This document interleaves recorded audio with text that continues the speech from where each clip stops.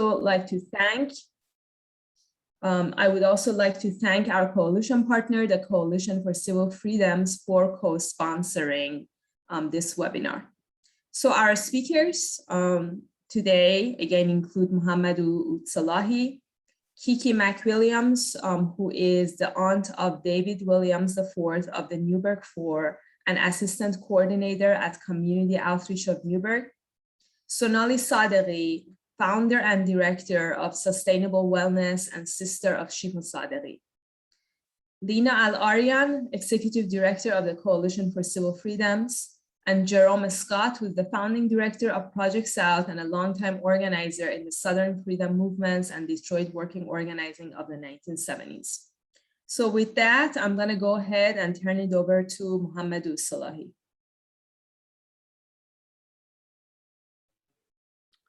Hi, everyone. Thank you, Azadi, for organizing this and for inviting me. Please feel free to tell me if you cannot hear me, or just make a gesture if I cannot hear you. No, we can hear you well, thank you. So, and I think your name means freedom, is that correct? It's, so my name is Ray, so it's a Persian name, it comes from Azadi, and Azadi is freedom, and so Azadi means free spirited. Okay, yeah, that's about the only Farsi word probably I know. And I think I understand also what your last name means. I read it in old books, old Arabic books. I read that Shah, Shani means the king of the kings. Is that correct? Yes. Mm-hmm. Okay. So,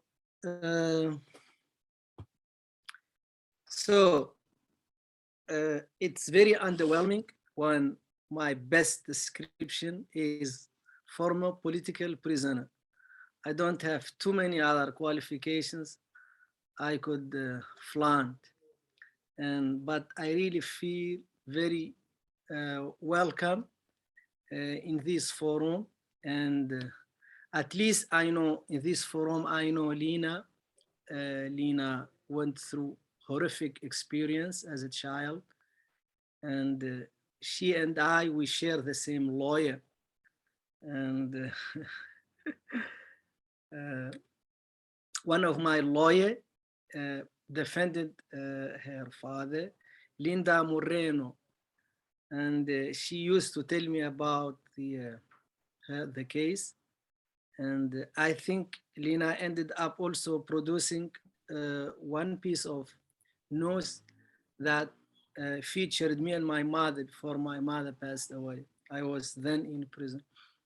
So I feel at home with you. I was born in Mauritania to a very poor family. This is to my background. My father was a camel herder, and because of successive droughts, we lost almost all camels, and my mother said that we need to move to the city. We moved to the city, and my brothers found jobs, but I was too small to find a job, and it was a very big disappointment to me and to my family. So they sent me to school, and I just fell in love with school. And I was so poor, my family couldn't buy me shoes. So I remember vividly one of those days, you know, when I went to school without shoes. It was very hot. It was 2:30 p.m. because we go to school 2 times in the morning. We have a break, and then we go back to school. And then I used to run and then cool down my small feet under structures, under trees, until I reached school. It was about, I think, around 2 kilometers. And these days I just was minding my own business, but my nosy neighbor, she stopped me, and then she scolded me, and she told me why I didn't put on my shoes. And I was ashamed to tell her that I was so poor I didn't have shoes. And then I just was there with my feet pinned down, and I had to listen to her lecture. And then I told her, okay, I'm going back. to collect my shoes. Instead of collecting my non-existent shoes, I just took another route to go to school. We didn't have enough food. Like, this is like my first impression. When I was delivered to Bagram Air Base, I thought it was like an extra day. It was like a holiday, because everybody was eating. Like the American soldiers, they have like energy bars, they have tea, they have coffee. And I was saying, oh my God, this is really good. They're not going to hurt me because they're eating so much and they're so happy. But it was like every day was like a holiday because everybody was eating nonstop. And I was just contrasting that with a life of a Bedouin who couldn't really eat enough. And my father died when I was about 10 years old. And I think he died mostly of depression, because he couldn't fathom the fact that we lost all our livelihood and our stock, if I could call camels stock, livestock. And but I did well in school, and I won this German scholarship. You know, like, I don't know anything about Germany. I don't speak German, but I just won because Germany insisted that they do the test, not leave it to the Mauritanian. And then I won the scholarship. And I remember the first day I got to Frankfurt airport. Anyone been to Germany with hands? No one have been to Germany. So Germany is very organized and everything is very clean, unlike home. And I remember they put me the first night in Sheraton Hotel.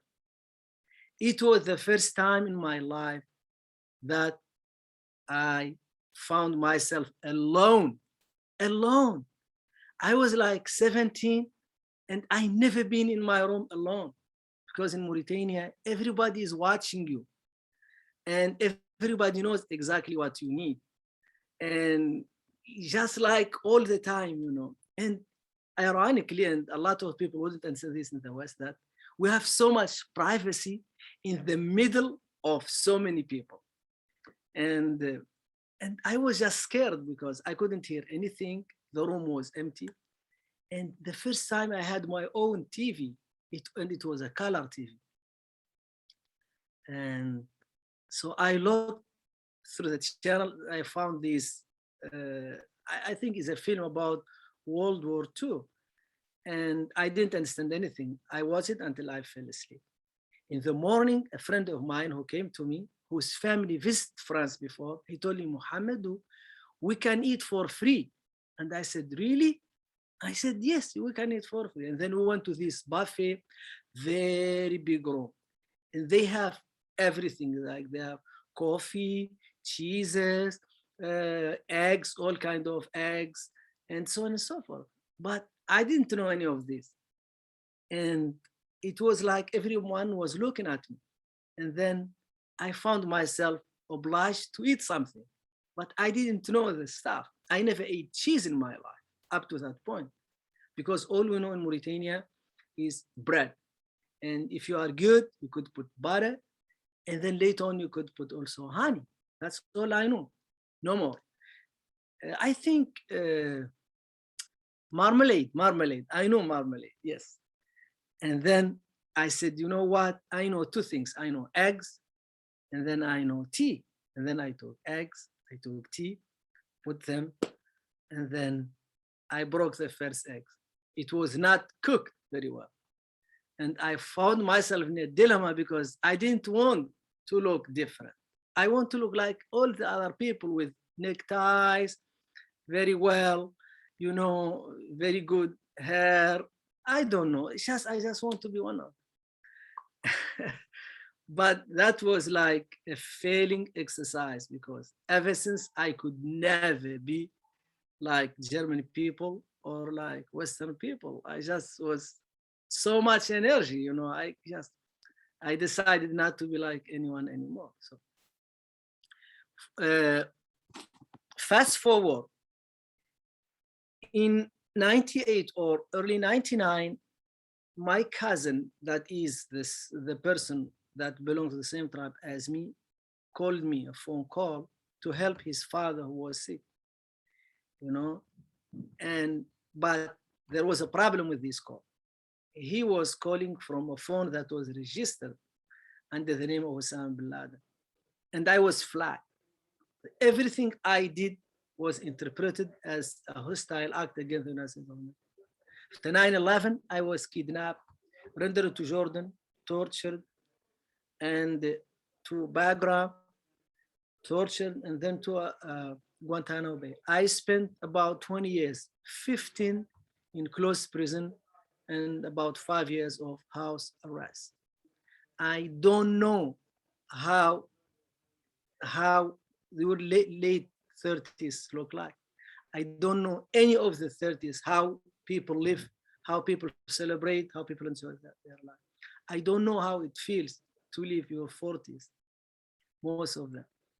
And I was, of course, subjected to this enhanced interrogation technique, which is euphemism for torture, and including sexual assault on many occasions, beating until they broke my ribs, and I almost died on different occasions, and sleep deprivation, and diet manipulation, and deprivation of medical care when I was sick.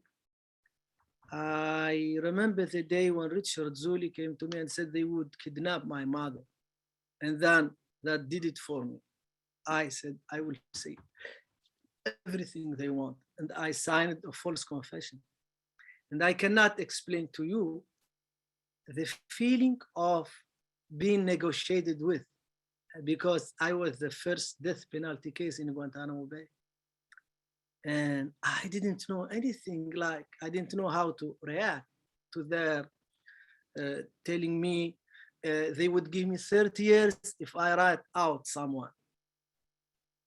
Because this was all like very out of body experience. First, I don't know anyone who did anything, That's number one. And number two, I don't know why I should be paying with my life for something I didn't do. Unfortunately, this was a very deliberate act of disrespecting and violating human rights of people from this part of the world, i.e. Africa and the Middle East. And we know now, black on white on record, that the United States of America knew back in 2005 that there is no evidence that I did anything against them. But they let me rot in prison for 11 more years until I was released in late 2016. Now I live with my family in Mauritania, and recently, thank God, I was granted a visa to visit my other family in London. That is my friends and my supporters, and I'm happy. I'm happy, and I'm fighting this, and this is my jihad to make sure that human rights are promoted in this part of the world, and human rights of young people like me then are respected. And I'm not assigning even the blame. I'm saying that these problems of human rights must start here in my country, in our countries, before we talk about the United States of America, because without the active support of corrupt regimes in my region, the United States of America would never have been able to build Guantanamo Bay for young Muslims to torture them and force them to make confession. Thank you very much again, and I'm open to any questions you have. Thank you very much, Muhammadu Salahi. Thank you very much for accepting our invitation. Again, we're very honored to have you, and I'm very sorry about everything that you have suffered. And I think we as people who live in the US have a responsibility to hold the war criminals to account. To this day, no single US government official has been held into account for the acts of torture and disappearances and inhumane practices. In the past 20 years and before that, and if folks remember when Rumsfeld died, a known war criminal, instead of asking for accountability, people were continuing to throw praise at him. And so I think, recounting these stories of horror, as horrible as they are, is really important for people to understand what happened and to continue to press for accountability. So with that, I'm gonna go ahead and turn it over to Kiki McWilliams, who has now joined us. Kiki, we gave a very brief introduction, so feel free to start your comments. You're on mute, so if you can unmute yourself. Yep, I definitely can do that. Okay, thank you so much. Well, good afternoon, everyone. Thank you for the invitation. I am the aunt, Kiki McWilliams, my nephew, David Williams IV of the Newburgh 4. And I'm currently just here, and I am grateful that we get a chance to share our stories from different perspectives, because as a family, we all experience different things. We did not experience the same experience when we found out that our nephew was now being labeled a terrorist. And because he was labeled this terrorist, it actually put us in a position that we had to acknowledge that our nephew is now being named as a terrorist. And now what is it going to mean for us? Because we all live in various different places and we're not a small family. And just knowing that he was not only labeled as something that to many is astronomical and it's huge, that we went from this simple family that was dealing with regular dynamics, dysfunction, and different things that was going on in our lives. Actually, our family was at a point of being shattered, and we was trying to work on getting the pieces back together. And then now we have our nephew named a terrorist when we was dealing with our own terrors. We grew up with seeing different terrors or different things going on in our neighborhoods when we grew up in Brooklyn. And as a child, there was much that was actually seen and observed, which of course instills fear. So hear terror and terrorists, and now you're stricken with fear because you don't know what's going to happen to your loved one who have known to be loving, to be caring, to be supportive to his family, to have never been in this type of activity. And now here we are, him being labeled a terrorist, which on my part and on the parts of the information that we have legalistically, logistically, what has been written in the papers is not all true until you find out what the story actually is. And now we have people saying, wow, this really wasn't what it was, because it was fabricated by the FBI, by our government. And it was something that was inflicted on us as a family, but also it was a setup for a young man who really wanted to help his brother. His brother was diagnosed with a severity of cancer, and he actually wanted to help his brother. And he was presented by the informant an opportunity. It went from one gentleman to my nephew's ears, and here it is. He's now speaking to his mother about it, and he's talking to his brother about how we're now getting help. I actually heard about the informant through my sister, who said to me, oh, guess what? We're actually going to be taken to Florida. They're doing it, for, he's actually going to do it for the son who was actually, ill. His stomach looked like he was 9 months pregnant. So we're excited at that moment that, wow, he gets a chance to, in these days, live. And now David has met someone who provided or was saying that he was going to help with the solution.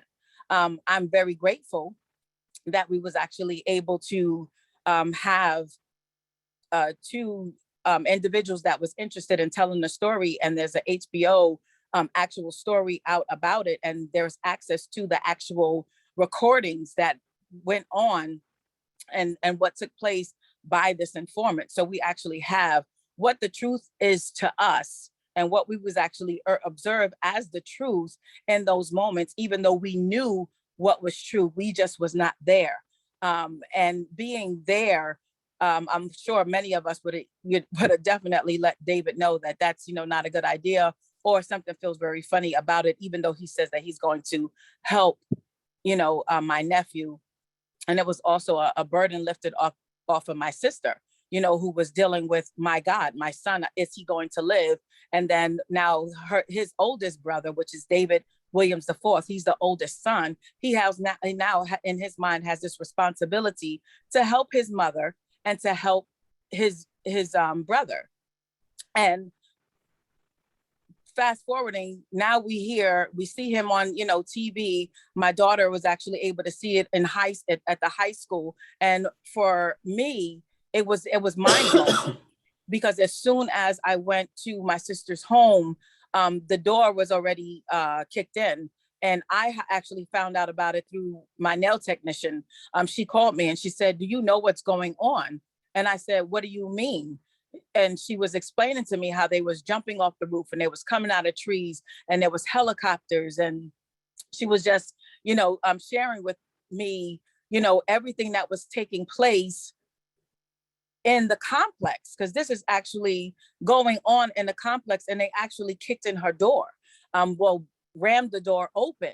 So imagine hearing all of this on the phone and then going to my sister's location, at her apartment, and there's no one there. There's no one inside. There's no one outside. Every door is open, and you don't even know if your family member is alive or not, and what has happened to my family. And now then we was bombarded with, news people, and we're sitting down and we're trying to embrace each other and hold each other and just really grasp, like, this is really real. This is really happening in real time to a family that was already dealing with their own dynamics, which is dealing with their own issues. And the impact was great. The impact was great because we, again, was working on coming together. We all went to our separate corners, trying to process this information, trying to process what is actually taking place at this moment, present moment, not going into past moments or what is to come, but just trying to process what's going on right now. Right now, is we have our nephew being named a part of something that he really wasn't a part of. He was a part of the Muslim faith, but he was not a part of terrorist acts. And to have faith in whom you believe in doesn't necessarily mean that that's your pre-recourse on that is what you're actually going to do and become. That was a script that was written out for our community, and there was other individuals who turned down the offer by the informant. And it just so happened that there was needs that was available and present, and it was presented to a group of young men who were in need of finances, and they used that as a way to gain access to their hearts and their minds, because they have to be lined up, and sometimes they're not lined up. When you make a decision, you can make a mind decision and your heart is not in it. And I know that his mind was in it, but his heart of who he is and who he is as an individual, the depths of his love, the care and the protection that he provided for our family and for others, and how he spoke about the next generation and the importance of the next generation, for him to want to destroy lives that he don't even know. Because on the tape, he even says, is anybody going to get hurt? We're not going to hurt anybody, right? So it's evident that that was not where he actually wanted to go. It was about a financial gain. But now let's look at the family dynamics. He has a child. He has 2 children. His children are affected by this. His children are affected by it in a way that I would not see with my visual eye, unless I'm in their presence, unless I, am able to observe, different behaviors. His mother, my God, the pain that she holds on the inside until she holds her son again. because she even stated that she don't even know if she's going to be alive to see her son. So she's holding on with the hopes that she's actually going to be able to see her son. And then she holds on to her other sons even tighter because she don't know if they're going to be taken away or what's going to actually happen at this point, at this time. And she is frustrated and she is angry. And she does have the heart of the mother that weeps with pain and weeps with hurt, knowing that she is not in control of what's going on with her son right now. But I know that at this moment, at this time, that the impact that that this terrorist act has taken on us as a family is something just totally different than what we envisioned, especially with the fact that we was trying to heal. And then it was after 9/11, so it made it even more it was more to where they actually had to make an example out of these young men, coming from a poor neighborhood. If you would have seen where the informant was taking them to eat, it's actually in the hood in this neighborhood, and it was Crown's Chicken. So it wasn't like they was going places on their own and eating extravagantly. And even with the driving, they wasn't even driving the vehicle that took them over into over state lines to make it what it is, to make the case, a federal case, because they was driven over. They was driven over the state line and not even driving themselves. They didn't even have licenses. So it's a funny thing that we're on, on the line at, on this webinar, speaking about something that I don't talk about much, but as I'm talking, I could feel the raw emotion of the pain that I know that is present, that Alicia McWilliams, who fought extremely hard, in front of the federal court, fighting for David and fighting for the Newburgh 4 with the expectation that they was going to render a verdict of some time, but not 25 years, and beyond. And it rendered a verdict on our family. The verdict, and when these acts are created by our own government, it renders a verdict on the families. It rendered them almost, if you will, hopeless and tied up, because now you have to make your own personal decisions, even though you want to make a family decision, and you're trying to preserve your own now new extended family from the family that you was brought and you was raised up to be with. We was brought and raised up to protect each other. So how do I now navigate being labeled as a terrorist? How do I now navigate that where we're protecting each other? And then now we're trying to protect our extended family, our husbands, our wives, whoever it may be, whether it's my brother or whether it's my sisters. How do we now get this, get through this? Because now we have been discounted.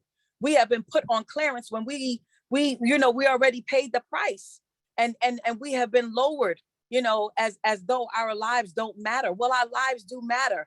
We haven't even reached our destinies yet. And I'm expecting and hoping that David will reach his destiny out here free and being able to tell the story that needs to be told for this time, to be able to speak about who he is and tell the impact of what has actually taken place for him, and how it actually touched his life in words that I could never speak. So thank you for this opportunity.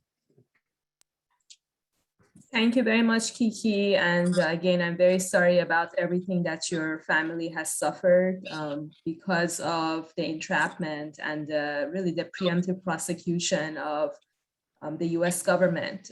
It's really horrifying. And again, thank you for sharing this account. Again, it's important for all of us to know what has happened, what families across the US have suffered because of the systematic policies of the US government going after Muslim, Black, and immigrant communities in particular.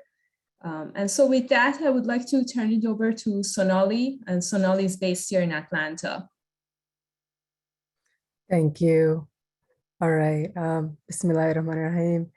I want to first, before I begin, just wanted to acknowledge and sending healing vibes and supportive vibes to everyone surviving climate change, surviving the hurricane, surviving, racial targeting left and right for decades, centuries.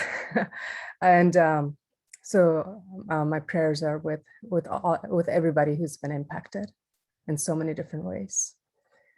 And also with those who are grieving lost ones, lost from the pandemic as well. I want to thank Project South for having this event, but really for always being here, doing and holding communities across the South and holding this conversation that from the beginning. Project South, y'all have been supporting folks on the ground who have been targeted here in Atlanta from the beginning, you know, and here we are 20 years later, and y'all continue to lift up this issue and the way that you do. Thank you so much. So I want to take a moment here to talk about my brother, Shifa. He was born and raised in the US, and I helped raise him. He's my younger brother. And in about, I guess in 2005, he decided he wanted to go back to Bangladesh to get married. And so he did, he gets married. And 2 weeks after he gets married, he is in the process of doing some post-wedding shopping and whatnot.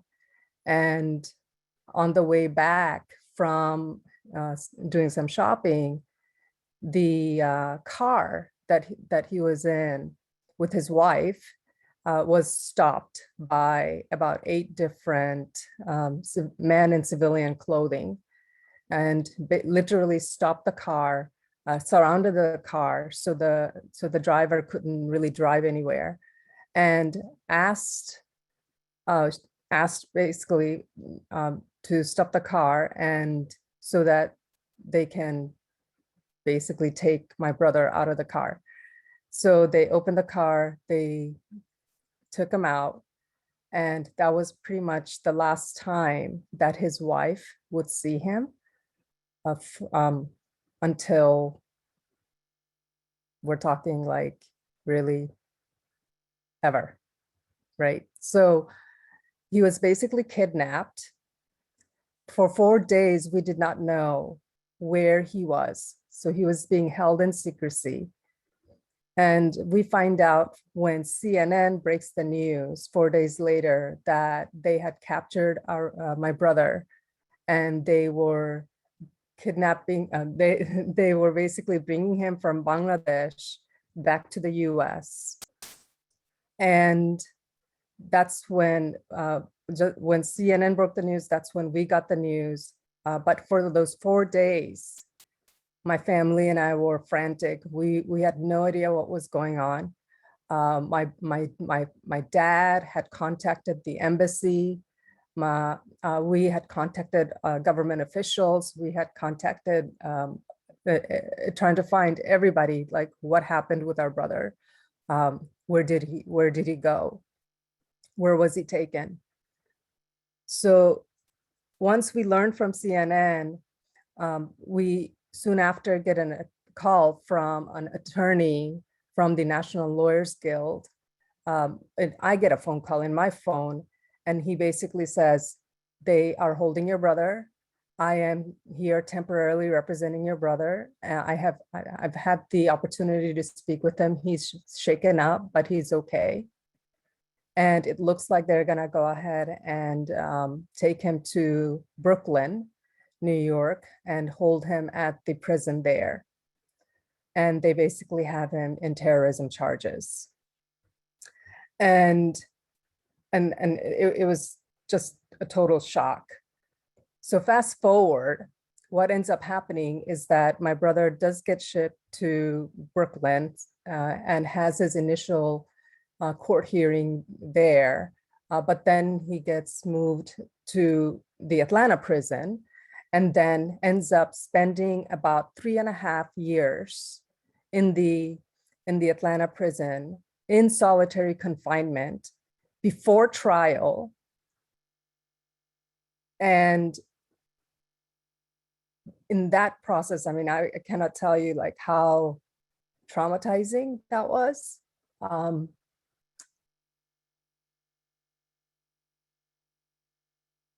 For him and for us to be in the limbo for 3.5 years in solitary confinement and not know why he's there. And in those years, even the attorneys that worked for my brother at that time were expressing their frustration because the prosecutors would not release whatever evidence that they're saying they have against my brother. They would not release them to the defense attorneys. So then the defense attorneys couldn't really even represent my brother properly.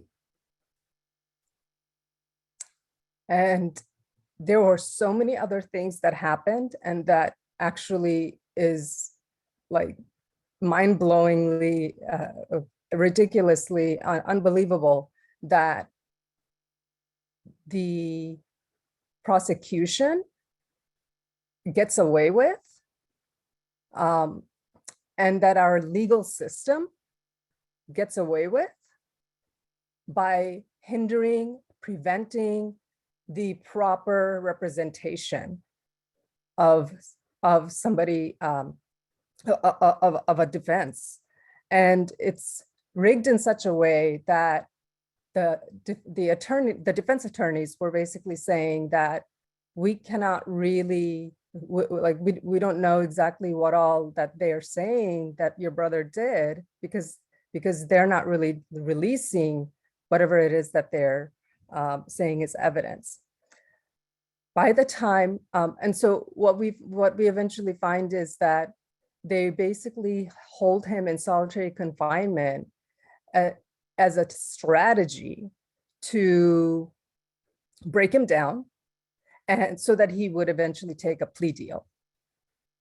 Whereas my brother knows very well that he didn't do anything wrong and he didn't do anything criminal. And so he refused to take a plea deal the entire time. And the plea deal that they offered him on several occasions, and each time he had refused to take the plea deal. So fast forward, what ends up happening is that my brother gets sentenced, has a trial, and then gets sentenced to 17 years in prison, and then with a 30-year probation. And now it's fast forward, it's been 14 years. And my brother was actually released last summer in the height of the uprise. And we're really grateful to have him back in our home. But he's now still having to fight his probationary conditions.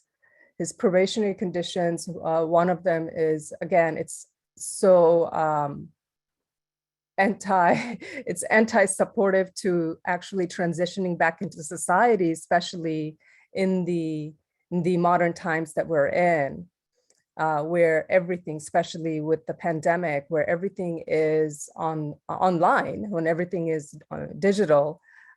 So his probationary condition is that he has complete, the total restriction against being or having a possession of any kind of device that has internet capability. So which means he cannot apply for jobs online when everything's happening online. He cannot even have his own banking account. I have to do his banking for him. anything that requires making doctor's appointment online, like I have to do everything for him, right? So like things that now in the modern life we need to do on a regular basis, he's not able to do himself. So so he has filed a motion around that. His attorney has filed a motion around that, and we're waiting for the judge to respond around that.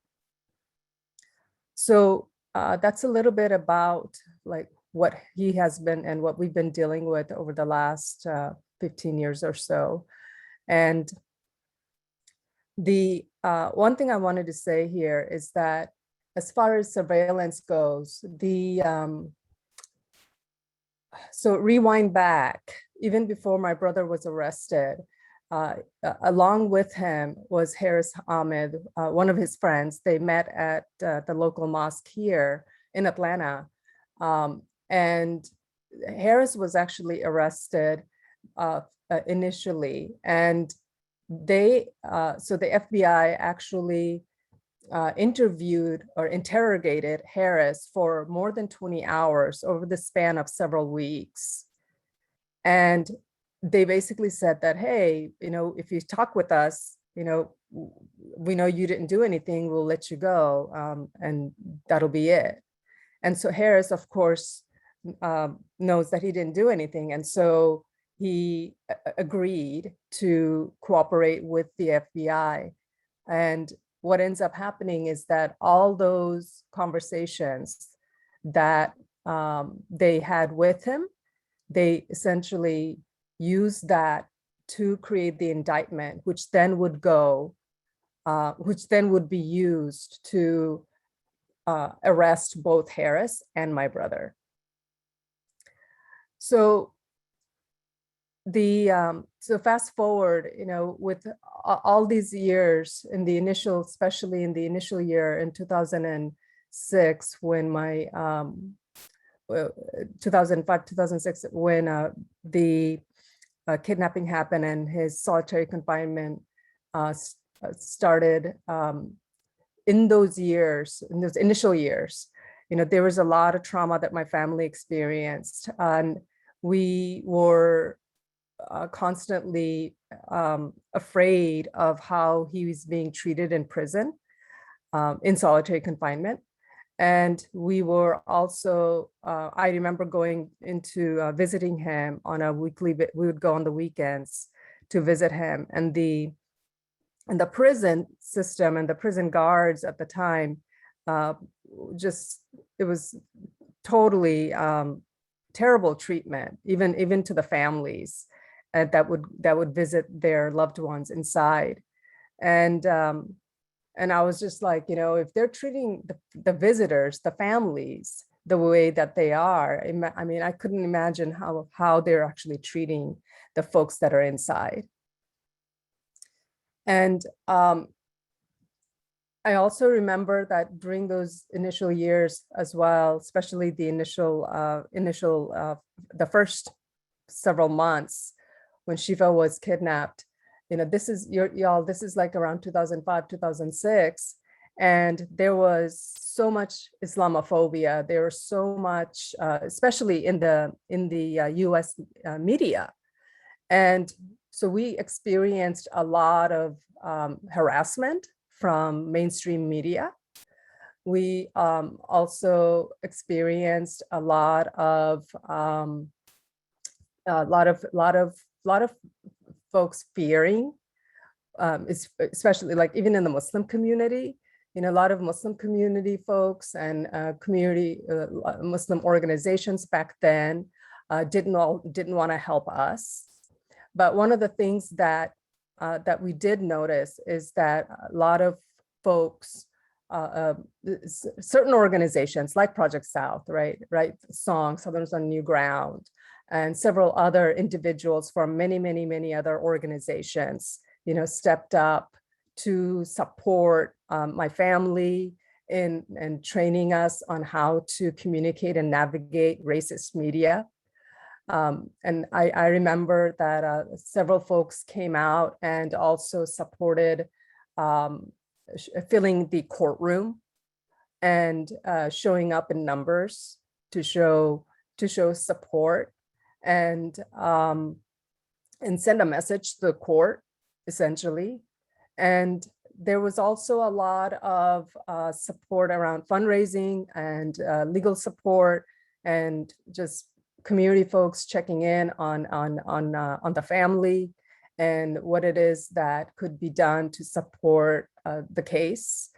And so that kind of stuff, in terms of resistance, and in terms of like what really what the community can do to support this process, not just like to support the individual family, but to the bigger issue of what oftentimes is the impact, which is that, with 9/11 and Islamophobia, is that, and to Kiki, talking about the label terrorist, terrorist, it's designed in such a way to create divide and conquer, right? And so that the communities stay broken, so that families stay broken, so that when communities and families are broken, they're weakened, and therefore the powers that be can continue to abuse that power ultimately. And so I think what community organizations and community organizing and resistance does is that it helps with countering, right? Reversing and some of that impact of the divide and conquer tactics that is oftentimes used to break down communities and families, right? And so, and I think it's done such a, so Islamophobia and racism has done such a great job of using the label terrorist as a way to demonize and as a way to continue to divide and conquer. And so that, and it's done such a successful job at continuing to make people feel like, oh, like, Muslims, we gotta stay away from them, right? And I want to say that, thank God, it's been 20 years, and especially in the last, I've seen a difference in the last 4 years or so, that there's been a shift around there's been slow shifts around that. I think more and more Muslim community is stepping up to recognizing the importance of this issue, and really like wanting and actually wanting to and doing things and organizing and really shedding light on how we can no longer ignore this issue that the government has been so successful at in all these earlier years. So I'll just pause there for now. Thank you so much, Sonali, and it's been great working with yourself and your family for many years. And Sonali is herself is really inspiring organizer. So I would encourage folks to try to connect with Sonali and just get some inspiration. And I'm really glad that Shifa is back home, and hopefully we can continue to do what we can in terms of support. But also Sonali raised a really important point in terms of US government surveillance and the tactics that the FBI joined with law enforcement uses to try to basically go after community members. And so I would encourage folks to take a look at the report that Project South put out a few months ago. It's been shared in the chat. It's called The Spying on the Margins, A History of US Surveillance Against Muslim, Black, and Immigrant Communities. And you can see how, pretty much the same tactics have been used over many decades. It's just, maybe a little bit different, but essentially it's the same thing. And Project South and other organizations such as the National Lawyers Guild are available to provide representation to folks approached by the FBI, approached by local law enforcement for questioning. So if you or a community member does in fact have that experience, if you're in the US South, please contact us at legal@projectsouth.org. If you're in the rest of the country, contact the National Lawyers Guild. There's information on the website. It's really important for folks to have representation when talking to law enforcement. And so with that, I'm going to turn it over to Leena. Thank you so much, Azadeh. Thank you, Shelley and Project South for putting together this important event. I'm so honored to be on this wonderful panel alongside Kiki and Sonali, and glad to finally connect with Mohamedou after so many years of, going past each other through our attorney and hearing such great things about him. As you can see from our other family members, the emotions, the trauma, the pain is still very raw. It never leaves you. The impact that the war on terror has had on us, on our families, our loved ones, is so deep and has affected every facet of our life that it never really goes away. And the tragedy of it is that it's still targeting families, new families every day, who are swept up in these unfair, illegal, government manufactured cases. So I was asked today to speak about the human impact of the war on terror, that is the effects of state repression, surveillance, and Islamophobia, which are topics I not only work on daily as an advocate, but ones that I have lived and breathed my entire childhood.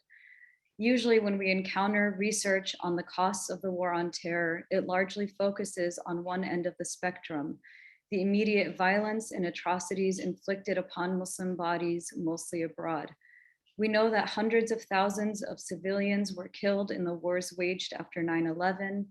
In horror, we follow the abomination that is Guantánamo Bay detention camp, which was created in the shadow of Black sites where prisoners were subjected to torture and held for nearly 2 decades in the extrajudicial killings and drone strikes that have claimed countless lives. In the US, Muslim charities and institutions were shut down, leaders targeted and arrested, and communities criminalized and infiltrated by federal and local law enforcement. But what often goes unseen is the manner in which these disastrous policies affect hundreds of Muslim, Black, and immigrant families whose proximity to those individuals condemned as terrorists by the state isolates them from their own communities out of fear. The tactics employed by government agencies, primarily the FBI, but also the court systems, and in some instances, local police, during the so-called domestic war on terror is what I'll focus in my talk today. These tactics, which can be summed up as a modern day Cointelpro, are all done in the service of disciplining a community viewed as merely possessing the potential to pose a threat to a white supremacist imperialist order. After 9/11, the crackdown on Muslims in the US was almost immediate, from thousands of immigrants requiring special registration and being rounded up in detention centers, to a rash of hate crimes and laws being passed like the Patriot Act that expanded the government's already vast powers. Although there was no doubt that this was a turning point in the civil rights of Muslims, for many of us, our struggles began in the years prior to 9/11. That includes people like my father, Al-Arian. He was a professor and anti-war activist who advocated for Palestinian liberation and the civil rights of Muslims in America. He was targeted in the early 90s by Islamophobic and right-wing operatives for Israel who used the US media to launch their attacks, which ultimately led to the FBI to raid our home and take boxes of our personal possessions with them, including the writings and drawings of us children. I remember what it felt like at just 10 years old to come home to a house that was turned upside down after every inch of it was raided by the FBI. I remember the anxiety I felt hearing footsteps of agents sneaking around our backyard during illegal searches and seizures. And even more bizarrely, I now remember the conversations I had at that time, since years later, I was forced to listen to my voice on phone recordings stored on hundreds of CDs and boxes while preparing for my father's trial. And you can read a little bit more about that in the Project South report on surveillance, which my family, my mother is the face of, unfortunately. Ironically, while he was being surveilled and the target of a malicious investigation and relentless smear campaign in the local paper, my father was regularly traveling to lobby on Capitol Hill as one of the few Muslim activists with influence in Washington. He was also the leader of the Tampa Muslim community and had founded the school and mosque we all attended. He campaigned against the unconstitutional use of secret evidence that was used to detain innocent Arabs and Muslims in the 90s, one of whom was my uncle. For my father's efforts, Newsweek magazine declared him at the time the premier civil rights activist in the country. But not long after, in February 2003, the FBI raided our home once more in the early morning hours. But this time they arrested my father and vowed he'd never emerge as a free man. That day, Attorney General John Ashcroft delivered a nationally televised press conference declaring him a terrorist. My father would spend the next several years in prison, 4 of them in solitary confinement. Our community was gripped by fear and wanted nothing to do with my family. My mother was told that she was not welcome at the mosque. But after 12 years and an $80 million trial, the US government was forced to drop the charges because they had no evidence. He was then deported to Turkey, a country he had never been to, in which he didn't speak the language, and away from his children and grandchildren. The worst thing is that in spite of all of this, we were one of the lucky ones.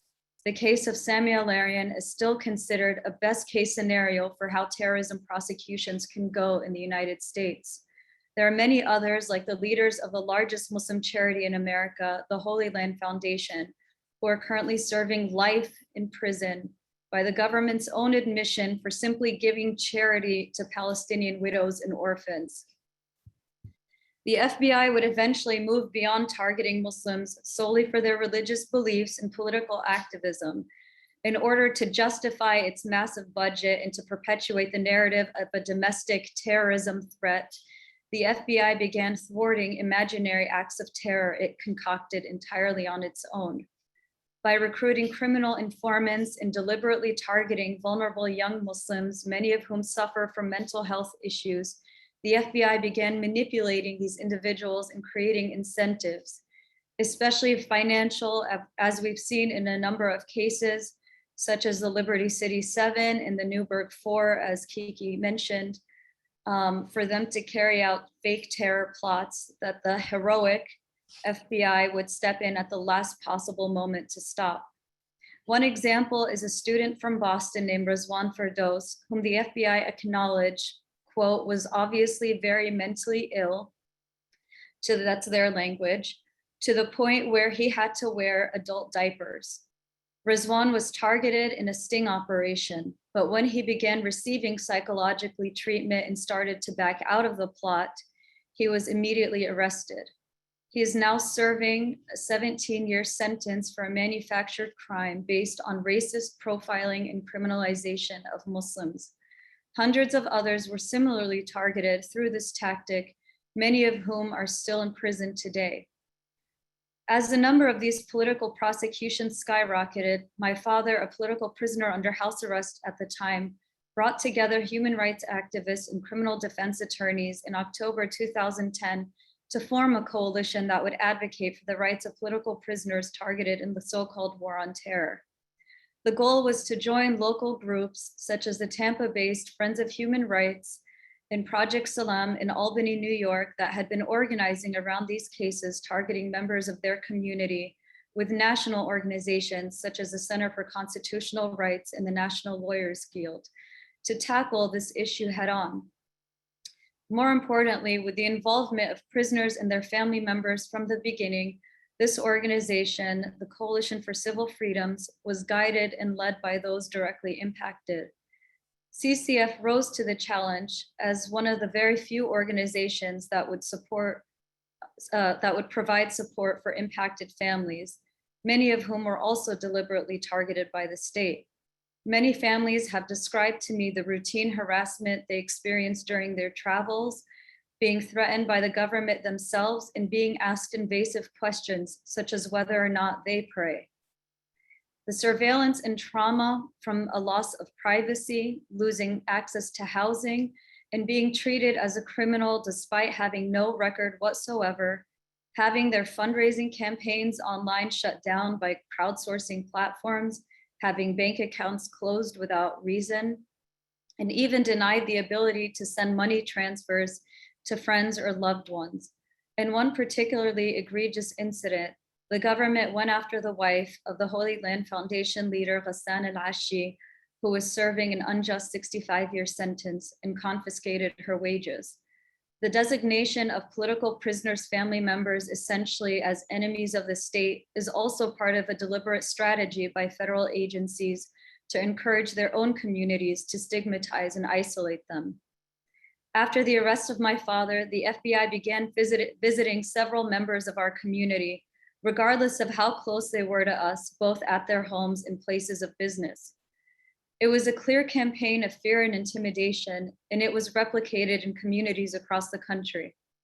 The surveillance of mosques by the FBI, its paid informants, and local police forces led Muslim communities to depoliticize their spaces and draw lines about what topics were allowed to be discussed.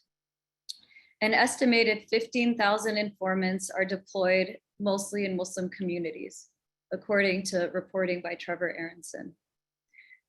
Where the mosque was once a place where Muslims would organize a protest or campaign around a political issue, post 9/11, it looks very different. Some studies have reported that many young Muslims feel unable to properly express their political opinions in mosques, largely due to both the government surveillance efforts and governmental policing programs, such as countering violent extremism or CVE initiatives. Although CVE funding is not nearly what it was during the Obama years, with many leaders and institutions shamed for taking CVE funding, what's important is understanding how the dangerous assumptions behind CVE have become internalized among many Muslims, including community leaders.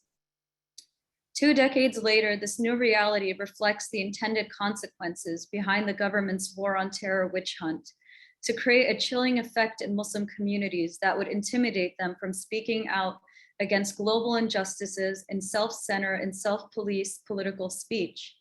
The unseen effects include the fear of expressing one's opinion at their mosque, lest they become targeted by an undercover informant. It's the fear of commenting on current affairs over the phone, wondering who might be listening on the other line. It's the fear of liking the wrong kind of Facebook post or tweet, lest it be used against you in a court of law, or even having your phone number end up in the wrong person's contact list that will make you the government's next target.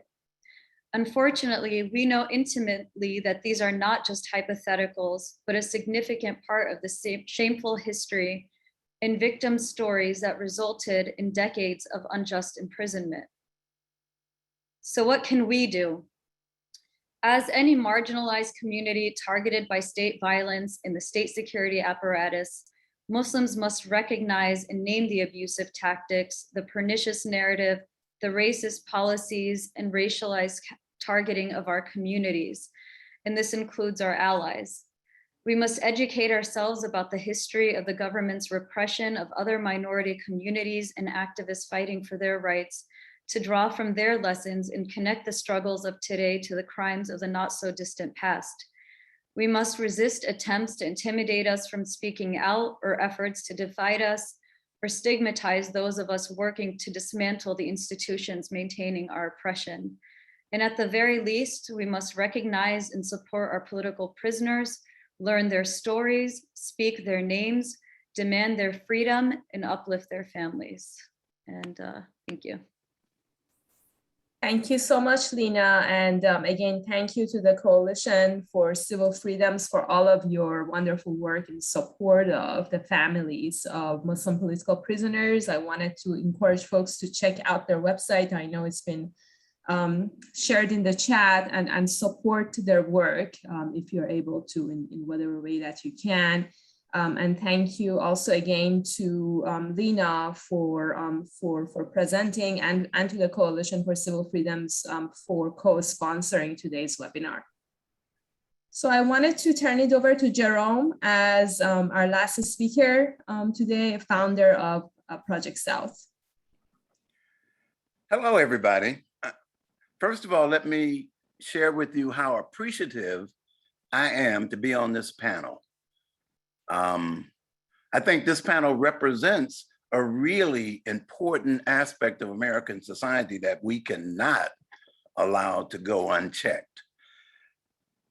You know, when I listen to these stories, sometimes I think that how can people believe that this is happening in the United States?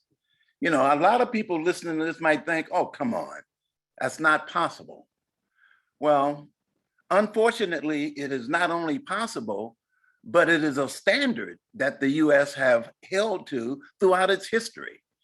Let's look at, and I don't want to say too much because people have said really a lot, but let me just give you a couple of examples historically of how state terror has been used throughout the history of this country. First of all, I know everybody have heard of and know of that this country was founded on genocide and slavery. The genocide of the Native American people and the slavery of African peoples. You know, and just think about that. In the case of African peoples, you know, we were their private property. We were their private property. And what that means in the United States is that you can do whatever you want with your private property. And they did. In the case of Native Americans, you know, the great saying of the state back then was, the only good Indian is a dead Indian. And then they had a bounty on Native American scalps. You know, these things were meant to terrorize communities. You know, the people who accused you and us of terrorism are the source of terrorism throughout the world. They have laid the map of how you terrorize communities to try to get them on your side on the one hand, but mainly terrorist actions by the state is meant to divide us in such a way that we cannot connect with each other.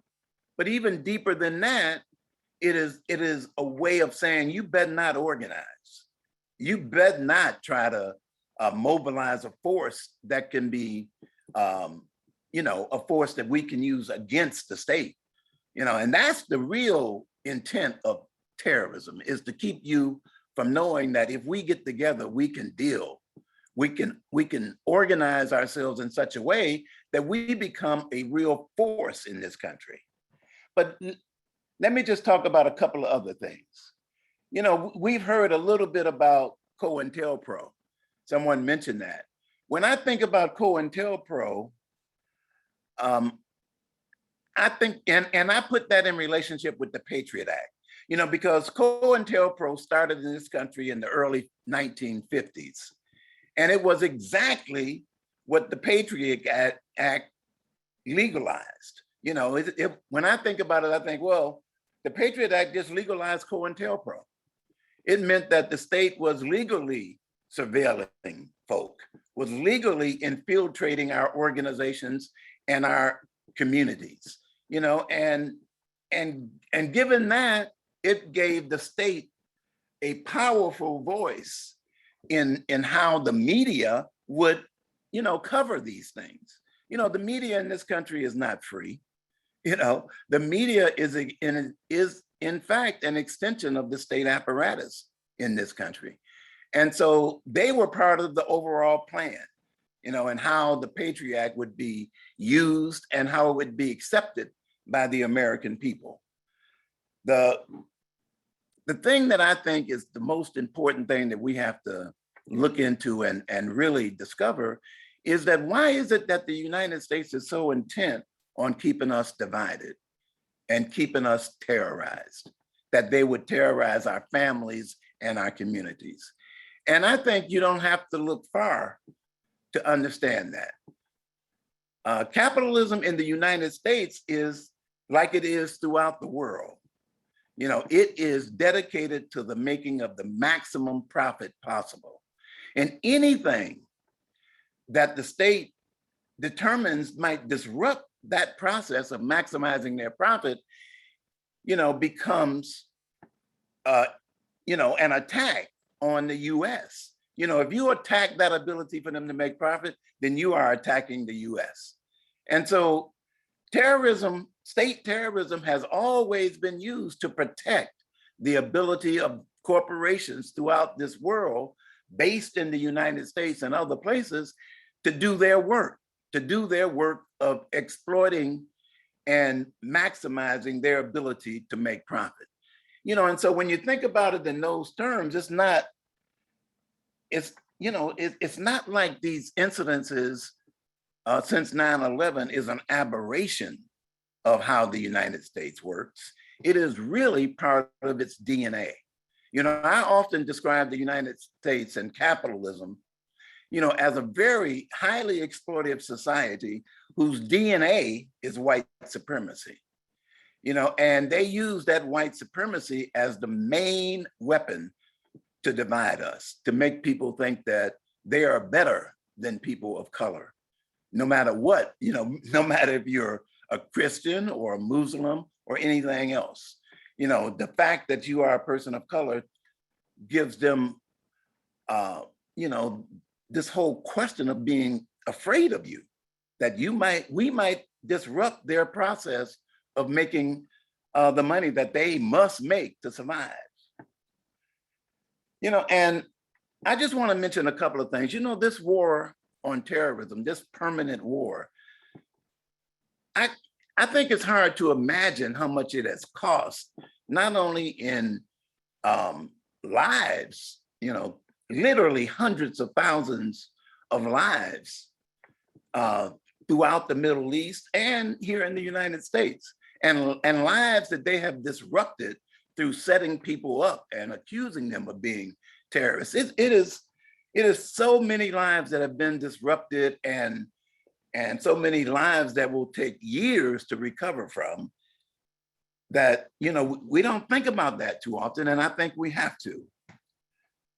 And of course, the cost in money. You're talking about trillions and trillions of dollars. But you know, you have to also look at, where does a lot of that money go to? It ends up right back in the pockets of the major corporations that actually profit from any war. And they particularly profit from this war on terror. I just think that it's important to look at this history and know that this country is dedicated to these tactics and this strategy. You know, divide and conquer has been something that has been very successful for them. So I want to end on this note, which I call the urgency of the moment. We look at what happened on January 86 as, some people look at it as one-off. I look at it as a history of this country, of, you know, people being able to rebel, particularly if their target is people of color, and, you know, have nothing happen with them. And in some cases, they turn out to be heroes. So January 6th was not a new thing. It's really part of a long history in this country. You know, just think about it. The KKK was organized to terrorize the Black community and to prevent it from organizing itself to fight against being pushed back into near slavery. That was the purpose of the KKK. And the state organized, it was organized by an ex-Confederate general, you know, and the state helped organize it and maintained it. So we're not talking about something new here, but we are talking about something new in this moment. And there are a couple of things I want to mention. One is that capitalism is in a transition, which makes it very vulnerable. It is transitioning from an industrial-based society to a society that is making its production on robotics and computers and artificial intelligence. That is a horrible disruption for the capitalist system. But they know it, and they know that this is a moment of weakness for them in this transition. So they're doing everything that they can to ensure that they're able to control whatever happens in this moment of transition, to control the movement as it develops. And this whole attack on the mainly Muslim community after 9/11 is part of that strategy to control.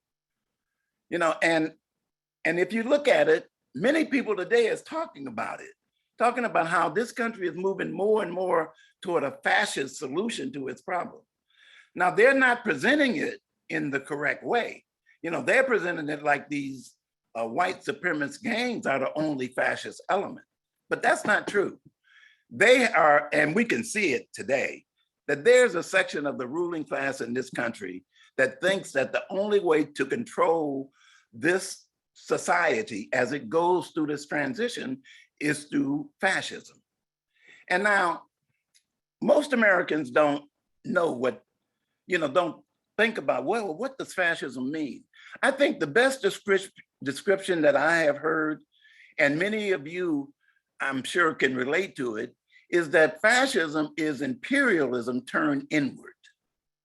If you've ever lived the whole, heard the stories of any colonized people throughout this world, you will know that their treatment was horrible and death was not unusual.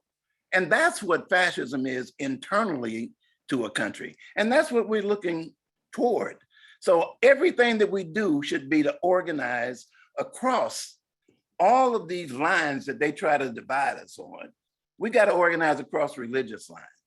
We got to make sure that we fight white supremacy on every front because that's their main weapon of division. I know, and you know, that if we organize across these lines and create the kind of critical mass of people that is not only understanding the history of this country, but also continuing to understand what it means that this system is in transition and how we can take advantage of it. That's the thing that we have to move this process forward on. So in leaving you, I'll just say, this might seem like a really incredibly difficult moment, and it is, but historically we have been in these situations before. And the only way we can get past them is by understanding that if we organize that critical mass of people, we can be a force that cannot be denied. And that's what we have to fight for today. And thank you for having me here. Thank you so much, Jerome. Really important to draw the connections and to continue to emphasize the role of organizing. You know, we all are still here. So definitely look forward to continuing to work with all of you. And I just wanted to follow up on a couple of things Jerome mentioned in terms of the real cost of war. You know, aside from the monetary figures, the cost of war project, which is a project of Brown University, recently updated their figures. And they showed that the US-led global so-called war on terror has killed nearly 1 million people globally. And really glad that Jerome mentioned really the connections to capitalism, because who has benefited from, you know, continued US imperialism and war making across the global South, of course, is war making politicians and the weapons companies and all of these, you know, war companies really. And so Congress has given $2 trillion with a T dollars of public funds to 5 weapons companies over the course of 20 years. And just a reminder, this is money that could have gone to our schools and our communities and infrastructure and healthcare. So just, you know, keeping all of that in mind and just continuing to make the connections between US imperialism, capitalism, and white supremacy, I think is really important. And I'm hugely appreciative to all of our speakers. I think we might have time for maybe one or two questions, but just wanted to remind folks to follow us on our social media. We will have some articles coming out on occasion of the 20th anniversary of 9/11 that will continue to draw the connections. And so please check those out. And there will be announcements about gatherings and additional organizing spaces that I hope you all will join us for. So if anybody has any questions, if you could share it in the chat. Again, we only have time for maybe one or two. So if anything is on top for anybody, or if any of our speakers has any last comment that they would like to share.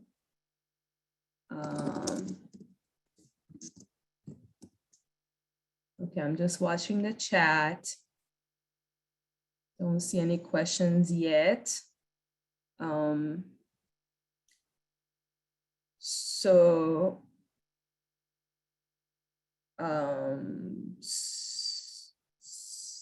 yeah, there is a question as to whether organizations can pool resources to produce a documentary on the war on terror.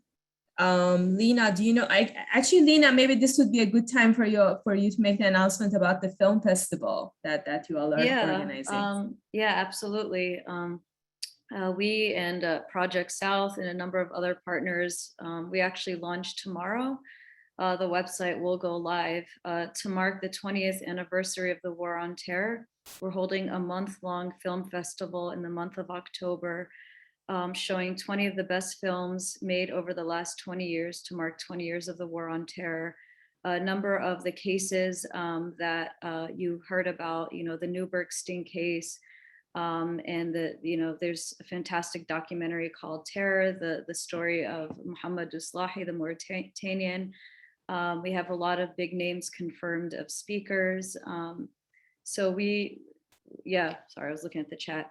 We'll be going live with that tomorrow, and the website, which isn't up yet, it'll be up tomorrow, will be wotfilmfestival.com, and look out for social media announcements.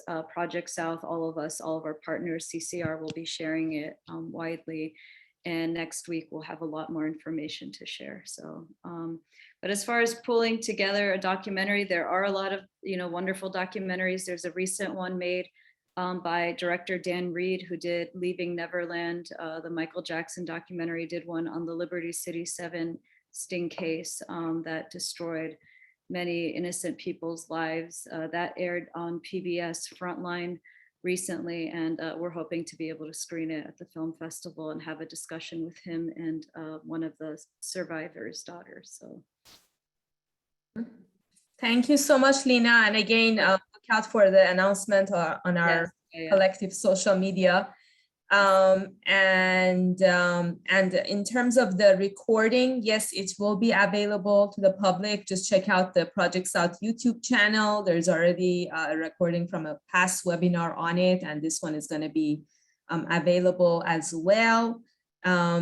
There is one last question, if anybody would like to address it in the couple minutes that we have. Rita is asking if any of the speakers would like to talk about their vision of the world we can have and what would be necessary to get us there.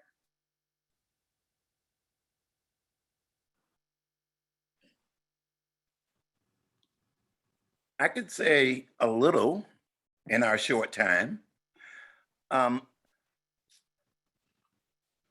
I talked about the transition that capitalism is in, and a lot of people look at that transition and they are really fearful about how many jobs are being lost. And it is, a lot of jobs are going to be lost when computers and virtual intelligence and all that fully get developed and integrated in the productive process.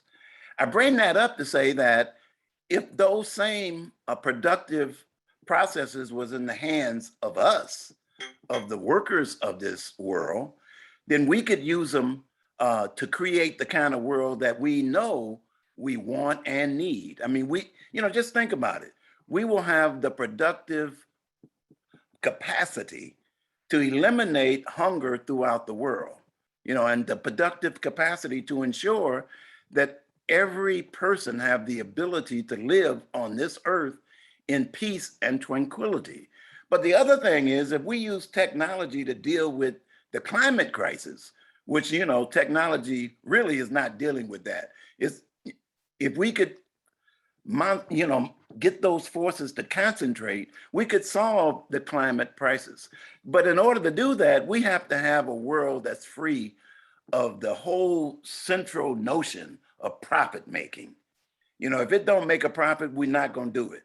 And so our vision has to be a vision of a world that we can create, and we have the fundamental basis to create it, but a world that eliminates exploitation and oppression.